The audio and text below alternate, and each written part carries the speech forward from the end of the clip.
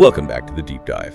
Today we are taking a stack of sources on one of those famous and maybe one of the most misunderstood relationships in all of classical literature. Yeah, definitely. We're talking about Achilles and Patroclus. We are indeed. We're looking at the foundational story, the sheer emotional depth, and ultimately the catastrophic destiny that defined their bond. It's a story that, well, it often gets boiled down, doesn't it? Just a footnote in the Trojan war tale. Right. The warrior gets angry, his friend dies because of it. Simple. But it's not simple at all.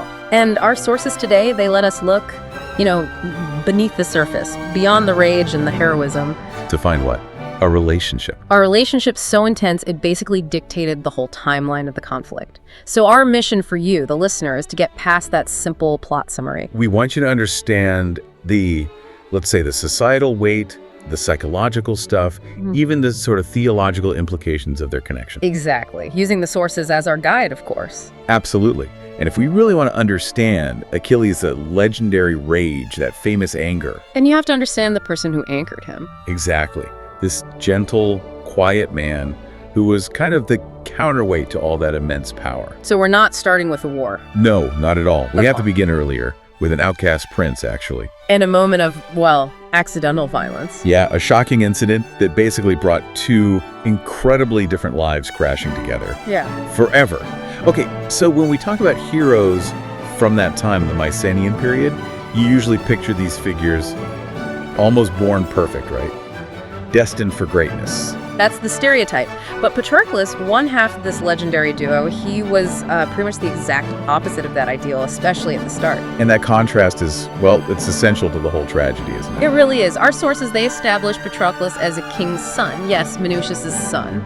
But crucially, he's described as quiet, gentle. Not the usual heroic traits. Not at all. He didn't have that brashness or the natural physical skill or the aggression that really defined a successful prince in that kind of society. Which was fiercely competitive, we should add. Oh, absolutely. He was, to put it bluntly, kind of awkward, just not cut out for the whole warrior code thing. The first thing we really hear about him, his entry into the story, is tied to this incident that immediately paints him as a liability, not a hero. Right, the accident.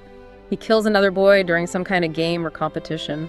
Now, for us today, accidental death, that sounds tragic, maybe forgivable even. But back then, especially for a prince, the consequences were huge. Absolutely. Why so severe for an accident?